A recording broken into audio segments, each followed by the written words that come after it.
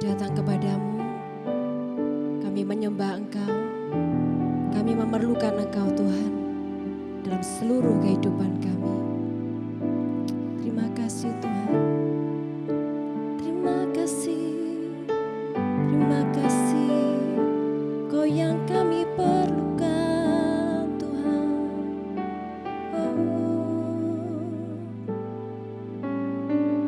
Kemanakah kami mencari kasih sejati? Kemanakah kami berseru saat badai datang menderu?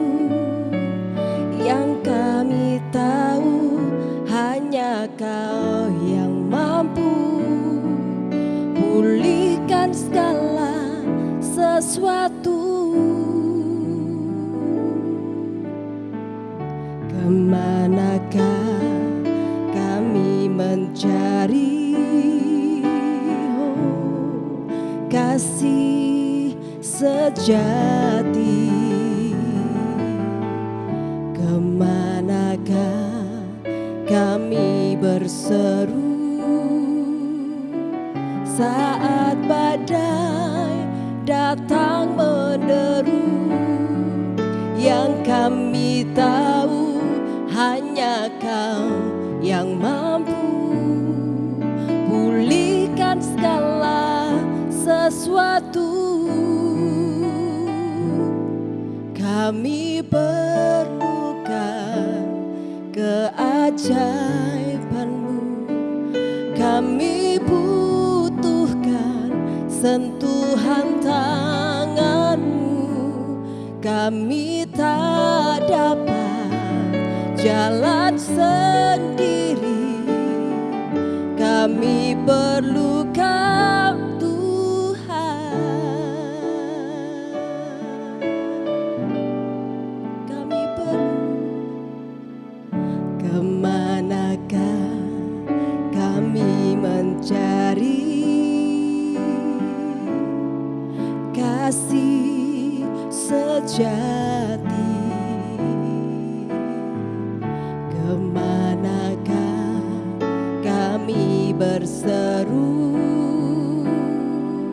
saat badai datang menderu? Yang kami tahu hanya Kau yang mampu pulihkan segala sesuatu. Kami perlukan keajaiban-Mu, kami butuhkan sentuhan tangan-Mu. Kami tak dapat jalan sendiri, kami perlu Kau Tuhan. Kami perlu Kau Tuhan, kami perlukan keajaiban-Mu, kami butuhkan sentuhan tangan-Mu. Kami tak dapat jalan sendiri, kami perlu Kau Tuhan. Kami perlukan keajaiban-Mu, kami butuhkan sentuhan tangan-Mu. Kami tak dapat jalan sendiri, kami perlu Kau Tuhan. Kami perlu Kau Tuhan, kami perlu Kau Tuhan. Kami perlu Kau Tuhan, hanya Kau yang kami butuhkan, hanya Kau yang kami perlukan.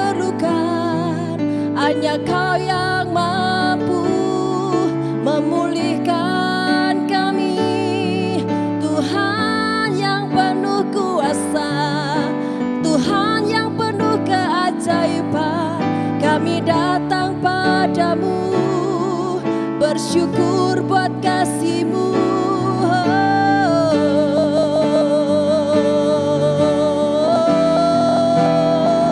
Terima kasih Tuhan, terima kasih Yesus, atas kasih-Mu, atas kuasa-Mu yang mengalir bagi kami Tuhan. Oh, Tuhan, kami tahu hanya Engkau yang sanggup untuk memulihkan setiap kami. Untuk itu kami datang kepadamu, Engkau yang kami butuhkan, Engkau yang kami perlukan Tuhan. Terima kasih Tuhan, terima kasih. Terima kasih Yesus.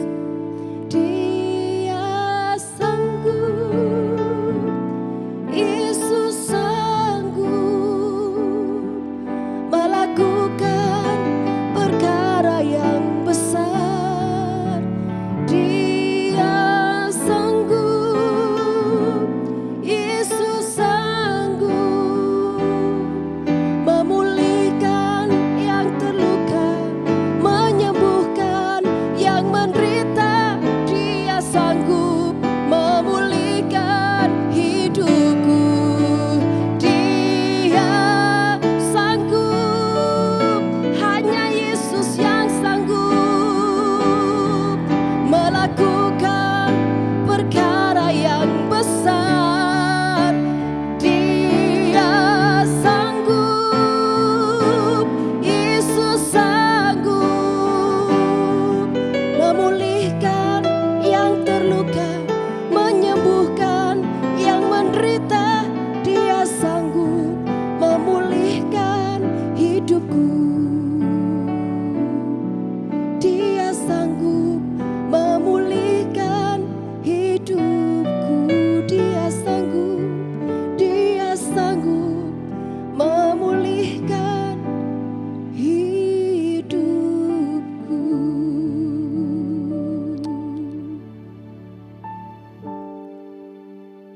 Biarlah ini menjadi nyanyian kami dari hati kami. Bukan sekedar lagu yang indah yang kami hafal, tetapi sungguh-sungguh kami percaya bahwa hanya Yesus yang sanggup memulihkan kami. Bahwa kami sungguh-sungguh memerlukan Tuhan Yesus. Bahwa Tuhan Yesuslah yang kami perlukannya, kami damba-dambakan dalam hidup kami. Terima kasih Tuhan, kalau Engkau bersedia, kalau Engkau mau menjadi harta kesayangan kami. Biarlah Engkaulah yang kami rindukan setiap saat dalam kehidupan kami. Lebih dari apapun, lebih dari harta di dunia, lebih dari segala kesenangan dunia.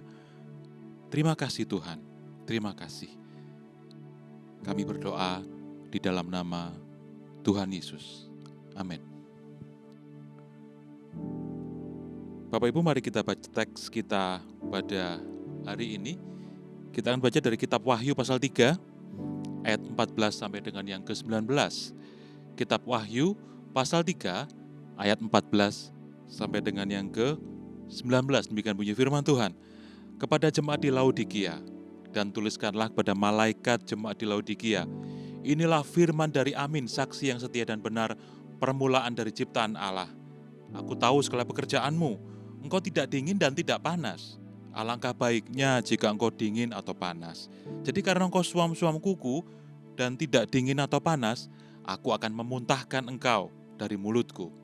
Karena engkau berkata, aku kaya dan aku telah memperkayakan diriku dan aku tidak kekurangan apa-apa. Dan karena engkau tidak tahu bahwa engkau melarat dan malang, miskin, buta dan telanjang, maka aku menasihatkan engkau supaya engkau membeli daripadaku emas yang telah dimurnikan dalam api, agar engkau menjadi kaya, dan juga pakaian putih supaya engkau memakainya, agar jangan kelihatan ketelanjanganmu yang memalukan. Dan lagi minyak untuk melumas matamu supaya engkau dapat melihat. Barang siapa ku kasihi, ia ku tegur dan ku ajar, sebab itu relakanlah hatimu dan bertobatlah. Amin. Barang siapa dikasih oleh Tuhan, Tuhan akan menegur dia dan mengajar dia.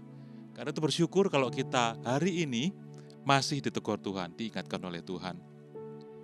Bapak Ibu sekalian, ada satu kata yang cuma satu kali muncul dalam seluruh Alkitab. Cuma satu kali ya, yaitu kata suam-suam kuku.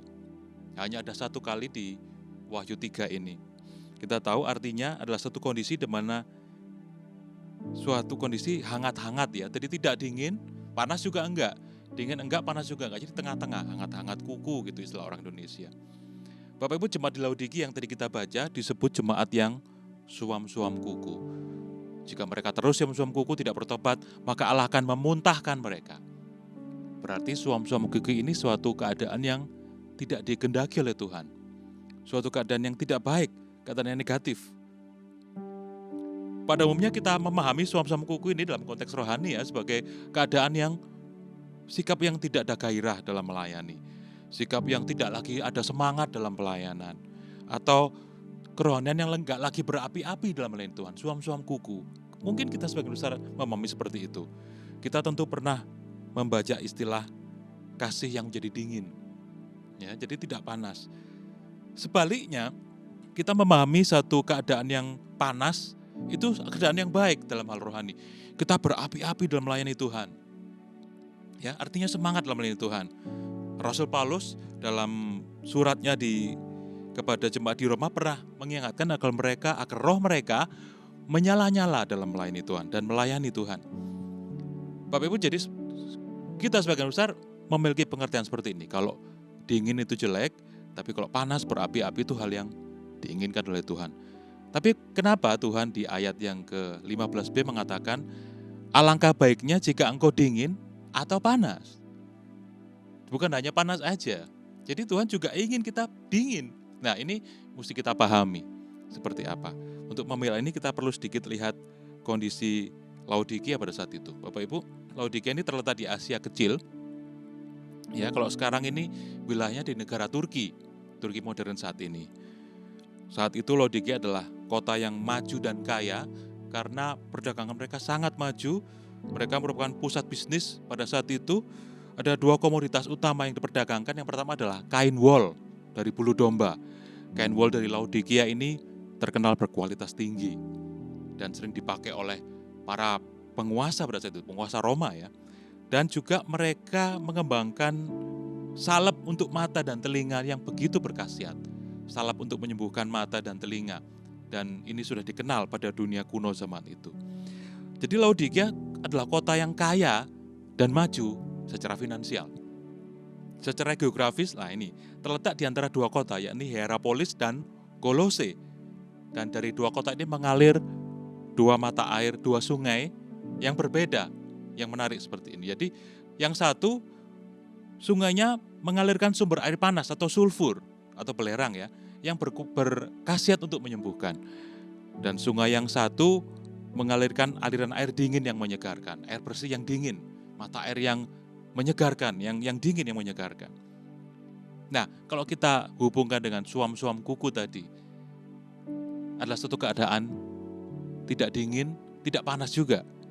Jadi tidak berguna, karena itu Tuhan ingin memuntahkan mereka kalau mereka tidak bertobat. Karena tidak berguna, enggak dingin juga enggak panas.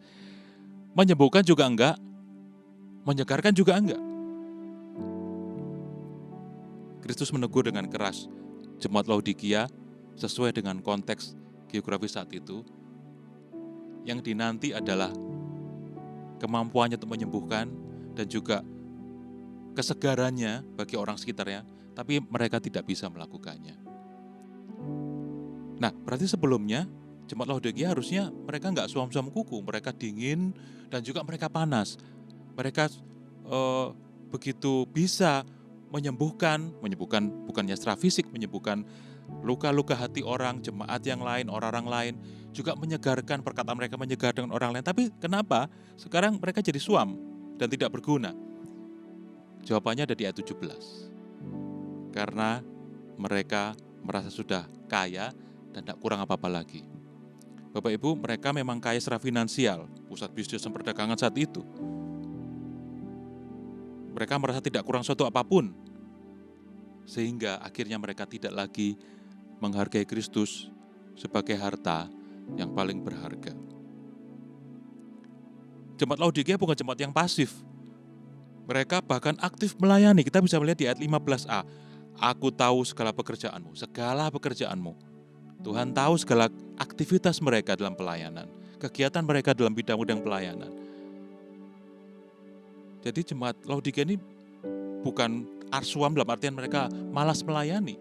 Enggak, mereka aktif melayani. Sangat mungkin gereja Laodikia adalah gereja yang besar, fasilitas yang lengkap, dengan tingkat kehadiran jemaat yang tinggi. Ada berbagai bidang pelayanan tersedia.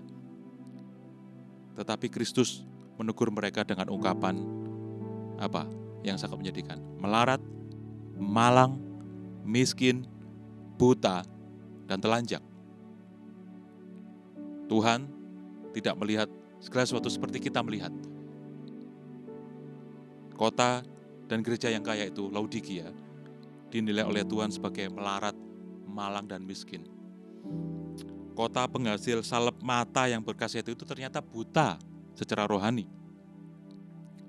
Dan kota yang dikenal sebagai produsen kain berkualitas tinggi itu yang mahal itu, ternyata mereka telanjang di mata Tuhan. Bapak Ibu, saat kita sudah merasa tidak kurang suatu apapun, semuanya berjalan dengan baik, perfect, bisnis berjalan dengan lancar, semuanya sehat, anak-anak studi juga oke. Akhirnya kita merasa bahwa kita tidak membutuhkan Tuhan lagi. Semuanya kuraih dengan hasil usahaku, ya saya tetap beribadah, bahkan saya tetap melayani, tapi saya merasa cukup semuanya, saya nggak perlu Tuhan lagi. Saya berdoa ke gereja, oke. Tapi saya mulai kehilangan rasa membutuhkan Tuhan itu. Disinilah kesuaman itu mulai masuk. Saat kita sudah merasa gak butuh Tuhan lagi, tidak perlu waktu lama, kita akan menjadi suam-suam kuku. Kita tidak bisa lagi menyembuhkan, kita juga tidak bisa lagi menyegarkan. Jadilah air panas yang menyembuhkan, atau air dingin yang menyegarkan. Maksudnya apa? Menyembuhkan bukannya secara sakit fisik, tetapi memulihkan hubungan-hubungan yang telah rusak, memulihkan, menyembuhkan kembali. Menyembuhkan jiwa yang terluka, hati-hati yang terluka. Menyegarkan seperti apa? Menyegarkan berarti kita hadir, perkataan kita, kehadiran kita itu memberikan kekuatan dan harapan. Kekuatan dan harapan bagi orang-orang yang sedang lemah dan berbeban berat. Di sekitar kita tidak kurang orang yang hilang harapannya, orang yang lemah, letih, lesu, dan berbeban berat. Kita hadir menyegarkan mereka, membangkitkan mereka kembali. Jadilah air panas yang menyembuhkan, atau air dingin yang menyegarkan. Dengan terus menyadari bahwa Kristuslah satu-satunya harta kita yang paling berharga, dan terus menyadari bahwa betapa kita ini manusia berdosa, yang terus-menerus juga membutuhkan kasih karunia, akan menghindarkan kita dari kesuaman.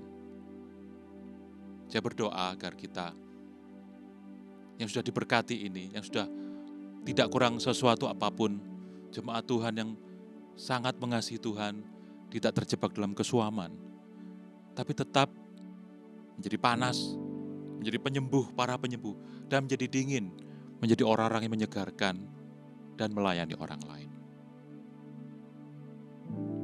Mari kita berdoa. Kami bersyukur untuk segala berkat-Mu. Kami tidak kekurangan suatu apapun. Kami dalam keadaan yang baik. Kami menikmati berkat-berkat Tuhan, menikmati kemurahan dan kasih karunia Tuhan. Tapi Tuhan, biarlah kami selalu ingat bahwa semuanya ini dari Tuhan. Semuanya ini Tuhan izinkan kami kelola. Semua ini Tuhan izinkan untuk kami miliki, bukan untuk kepentingan kami semata, tapi untuk memberkati orang lain juga.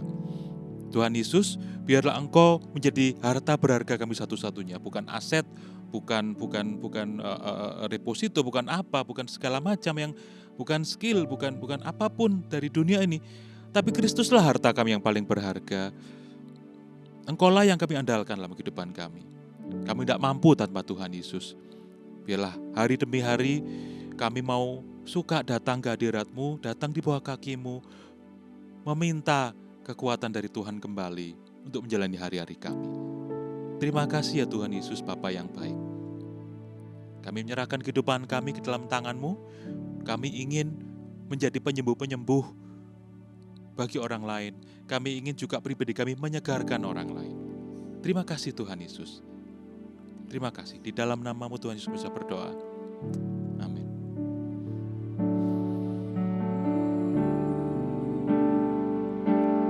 Kami perlukan keajaiban-Mu.